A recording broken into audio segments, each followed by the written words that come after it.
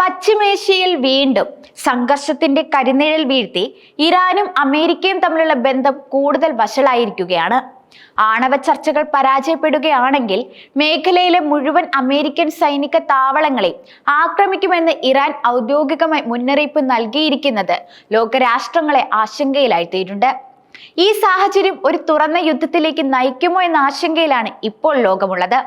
ഏകദേശം ഒരു മാസത്തിനുള്ളിൽ നടന്ന നിർണായകമായ ഒരു നീക്കത്തിൽ ജൂൺ 11 ഇറാൻ പ്രതിരോധ മന്ത്രി അസീസ് നസീർസാദെ ഈ ശക്തമായ പ്രസ്താവന പുറത്തുവിട്ടത്. വിയന്നയിൽ നടക്കുന്ന ഇറാൻ അമേരിക്ക ആണവ ചർച്ചകളുടെ 6ാം ഘട്ടത്തിന് തൊട്ടു മുമ്പായിരുന്നു ഈ വെളിപ്പെടുത്തൽ. ഒരു സമ്മർദ്ദത്തിനും ഇറാൻ വഴങ്ങില്ല എന്നതിന്റെ വ്യക്തമായ സൂചനയാണ് രാഷ്ട്രീയ നിരീക്ഷകർ ഈ മുന്നറിയിപ്പിനെ വിലയിരുത്തുന്നത്.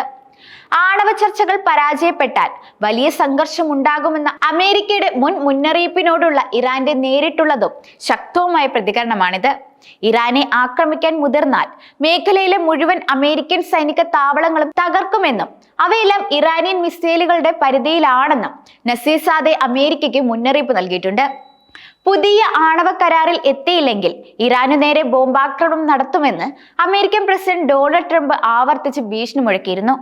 ഈ ഭീഷണി വെറും വാക്കിൽ ഒതുങ്ങാതെ ഒരു സൈനിക ആക്രമണത്തിലേക്ക് മാറിയാൽ തങ്ങളുടെ പ്രതികരണവും ലക്ഷ്യങ്ങളും എന്തായിരിക്കുമെന്ന് ഇറാൻ ലോകത്തിനു മുന്നിൽ വ്യക്തമാക്കി കഴിഞ്ഞു. ഇറാന്റെ ആയുധ ശേഖരത്തിൽ സമീപകാലത്ത് വലിയ വർധനവാണ് ഉണ്ടായിരിക്കുന്നത്. അടുത്തിടെ 2 ടൺ ഭാരമുള്ള വിനാശകാരിയായ ഒരു മിസൈൽ ഇറാൻ വിജയകരമായി പരീക്ഷിച്ചിരുന്നു. ഇത് ഇറാന്റെ ദീർഘദൂര ആക്രമണ ശൈലി വർദ്ധിച്ചതിന്റെ തെളിവാണ്.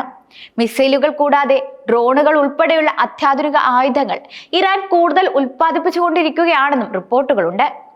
റഡാറുകൾക്ക് പോലും കണ്ടെത്താൻ കഴിയാത്ത ആയിരക്കണക്കിന് ഡ്രോണുകൾ ഇറാന്റെ കൈവശമുണ്ട്.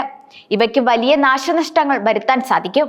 യുക്രൈനുമായുള്ള യുദ്ധത്തിൽ ഉപയോഗിക്കുന്നതിനായി ഇറാൻ ഇത്തരം ആയിരക്കണക്കിന് ഡ്രോണുകൾ റഷ്യക്ക് കൈമാറിയതായി സൂചനകളുണ്ട്. ഈ ഇടപാടിൽ റഷ്യയിൽ നിന്ന് ഇറാന് ലഭിച്ച ആയുധങ്ങളെക്കുറിച്ചുള്ള വിവരങ്ങൾ ഇതുവരെ പുറത്തു വന്നിട്ടില്ല എന്നത് ഇസ്രയേലിനെയും അമേരിക്കയ്ക്കും വലിയ ആശങ്ക സൃഷ്ടിക്കുന്നുണ്ട്. ഇറാൻ ആണവശക്തി ആകുന്നതിന്റെ അടുത്തെത്തിയതായി ഇസ്രയേൽ തുടർച്ചയായി മുന്നറിയിപ്പ് നൽകുന്നുണ്ട്.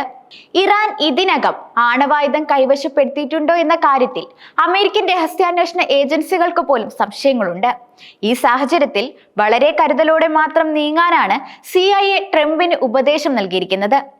എടുത്തുചാട്ടക്കാരനും നിലപാടുകൾ മാറ്റാൻ സാധ്യതയുള്ളതുമായ ട്രംപ് ഇവിടെ സാഹസത്തിന് മുതിർന്നാൽ അത് വലിയ പ്രത്യാഘാതങ്ങൾക്കാണ് വഴി ഒരുക്കുക എന്ന് വിദഗ്ധർ ചൂണ്ടിക്കാട്ടുന്നു.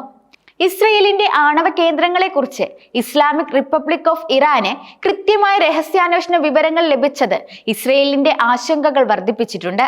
ഇത് കൃത്യതയോടെ ഇസ്രയേലിനെ ആക്രമിക്കാനുള്ള ഇറാന്റെ കഴിവ് വർദ്ധിപ്പിക്കുമെന്ന് കരുതപ്പെടുന്നു. എന്നാൽ തിരിച്ച് ഇറാനെ ആക്രമിക്കാൻ അമേരിക്കയ്ക്കും ഇസ്രയേലിനും പലതരം തടസ്സങ്ങളുമുണ്ട്. ഇതിൽ പ്രധാനം ഭൂമിശാസ്ത്രപരമായ പരിമിതികൾ തന്നെയാണ്. കൂറ്റൻ മലകളാൽ ചുറ്റപ്പെട്ടതും സ്വാഭാവികമായി സുരക്ഷിതവുമായ രാജ്യമാണ് ഇറാൻ. ഈ മലകൾക്കുള്ളിലെ ഭൂഗർഭ അറകളിലാണ് ഇറാന്റെ അപകടകാരികളായ ആയുധങ്ങളും പ്രധാന പരീക്ഷണശാലകളും സ്ഥിതി ചെയ്യുന്നത്. ഈ മേഖല ലക്ഷ്യമിട്ടിട്ടുള്ള ആക്രമണങ്ങൾ ലക്ഷ്യം കാണാനുള്ള സാധ്യത വളരെ കുറവാണ്. മാത്രമല്ല, അത്തരം സാഹചര്യത്തിൽ ഇറാന്റെ ദീർഘദൂര മിസൈലുകൾ പശ്ചിമേഷ്യയിലെ അമേരിക്കയുടെ സൈനിക താവളങ്ങളിലേക്കും ഇസ്രയേലിലേക്കും ഒരേ സമയം വലിയ ആക്രമണം നടത്താൻ സാധ്യതയുണ്ട്. ഇറാൻ തങ്ങളുടെ മിസൈലുകൾ ഈ രീതിയിലാണ് വിന്യസിച്ചിരിക്കുന്നതെന്നാണ് ലഭ്യമായ വിവരങ്ങൾ. പാശ്ചാത്യ രാജ്യങ്ങളും അന്താരാഷ്ട്ര ആണവോർജ ഏജൻസിയും ഇറാനെതിരെ നടത്തുന്ന ഏതൊരു നടപടിക്കും ആനുപാതികമായ പ്രതികരണം ഉണ്ടാകുമെന്ന് ഇറാന്റെ ആണവോർജ സംഘടനയുടെ ഡെപ്യൂട്ടി മേധാവി ബെഹ്റൂസ് കമൽവണ്ടിയും മുന്നറിയിപ്പ് നൽകി കഴിഞ്ഞിട്ടുണ്ട്. ഇറാന്റെ ആണവ പദ്ധതിക്ക് മേലുള്ള കർശന നിയന്ത്രണങ്ങൾക്ക് പകരമായി 2015 കരാർ പ്രകാരം ഐക്യരാഷ്ട്രസഭയുടെ ഉപരോധങ്ങൾ നീക്കിയിരുന്നതാണ്. എന്നാൽ 2018 ഡൊണാൾഡ് ട്രംപ് ആദ്യമായി അമേരിക്കൻ പ്രസിഡന്റ് സ്ഥാനം ഏറ്റപ്പോൾ ഏകപക്ഷീയമായി ആ ആണവ കരാറിൽ നിന്ന് പിന്മാറുകയും ഇറാനു നേരെ കടുത്ത ഉപരോധങ്ങൾ ഏർപ്പെടുത്തുകയും ചെയ്തു. ഈ ഉപരോധങ്ങളെ നേരിട്ട് തന്നെയാണ് ഇറാൻ ഇപ്പോൾ മുന്നോട്ട് പോകുന്നത്. ഉപരോധങ്ങൾക്ക് പുല്ലുവില കൽപ്പിച്ച് മുന്നോട്ട് പോകുന്ന ഉത്തര കൊറിയയുടെയും റഷ്യയുടെയും പാതയിലാണ് ഇറാനും നിലവിൽ നീങ്ങുന്നത്. ഇതൊരു സൈനിക ചേരിയായിട്ടാണ് ഇപ്പോൾ രൂപപ്പെട്ടിരിക്കുന്നത്. അമേരിക്കയിൽ ഒരു ബോംബ് വീണാൽ തീരാവുന്നതേയുള്ളൂ അവരുടെ ഈ ലോക പോലീസ് ചമയൽ എന്നതാണ് ഉത്തര കൊറിയൻ ഭരണാധികാരി കിം ജോങ് ഉന്നിന്റെ നിലപാട്. ശക്തരല്ലാത്ത രാജ്യങ്ങളിൽ മാത്രം ആക്രമണം നടത്തി ശീലിച്ച അമേരിക്കയ്ക്ക് ലോകത്തെ മറ്റ് സൈനിക ശക്തികളുമായി ഏറ്റുമുട്ടാനുള്ള ധൈര്യമുണ്ടോ എന്നതാണ് കിമ്മിന്റെ വെല്ലുവിളി. ട്രംപിന്റെ ആദ്യ ഭരണകാലത്ത് അമേരിക്കയ്ക്ക് നേരെ ഉത്തര കൊറിയ ഒരു മിസൈൽ തൊടുത്തപ്പോൾ ആ ക്ഷണം ഓടിയെത്തി കിമ്മുമായി ചർച്ച നടത്തിയാണ് ട്രംപ് സമവായം ഉണ്ടാക്കിയത്. തിരിച്ചടി ലഭിക്കുമെന്ന് ഉറപ്പുള്ള ഒരു രാജ്യവുമായും നേരിട്ടുള്ള ഏറ്റുമുട്ടലിന് അമേരിക്ക തയ്യാറാകില്ല എന്നത് വ്യക്തമായ സൂചനയായിട്ടാണ് ഈ സംഭവം വിലയിരുത്തപ്പെടുന്നത്. ഉത്തര കൊറിയയെ പോലും ആക്രമിക്കാൻ ഭയക്കുന്ന അമേരിക്ക പേർഷ്യൻ പോരാളികളായ ഇറാനുമായി ഏറ്റുമുട്ടാൻ തയ്യാറാകുമോ എന്നതാണ് ഇനി കണ്ടറിയേണ്ടത്. അങ്ങനെ സംഭവിച്ചാൽ തീർച്ചയായും അമേരിക്കയ്ക്കും വലിയ വില നൽകേണ്ടതായി വരും.